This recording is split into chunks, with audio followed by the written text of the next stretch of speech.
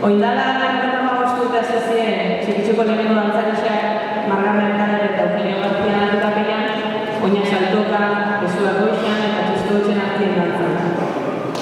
20 urte derua, txikizendako horre ikasi eta txikitzuak usted sortu euen. Hasiak etzien samurak esan, me abitu garen ero garen eta gaur gongazen. Klaustroko laguako honetan, zuei, dantzari, musikari, kultureragile, dantzataldioi, eskerrak egiteko batu zaituztegu. Taldien parte izatearen eta itzalen artean aldatu zen asko txiki hori, larrosa polit eta indartsu bat bihurtzea. Eskerrik asko Marga, berrogeita puntu honetan, zure inguran jaixotako arrasa txiki zein hain ondo zaitzearen.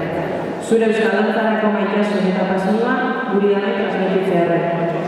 Eta eskerrik asko Eugenio, larrasek azteko behar duen gura moduan, dantzari xorpiortoko musika hori txistu eta dagoen soinuekin jartzearen. Eta baita, dantzataldien material, instrumentu, armaixo, afala eta biharazkezan dana, hain txukun eta maitasunez sortzearen eta zaintziaren. Zenbako ordu, lokal, familiako bide, lagun, pertsona mazauden zuen eskuen artetik, erreferente zarien eta izango zarien guretzat, arrasatearentzat, inguruko dantzatalientzat eta beste inbantarturentzat. Prestatuan erakusketa hau, eindako latan eskartzeko modu bat izatea horreko hau.